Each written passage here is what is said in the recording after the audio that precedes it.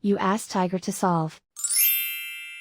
This deals with linear equations with one unknown.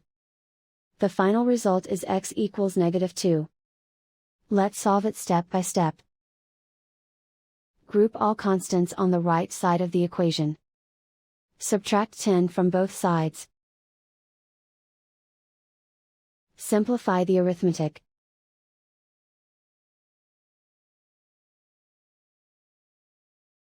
Isolate the x. Divide both sides by 3. Simplify the fraction. Find the greatest common factor of the numerator and denominator. Factor out and cancel the greatest common factor.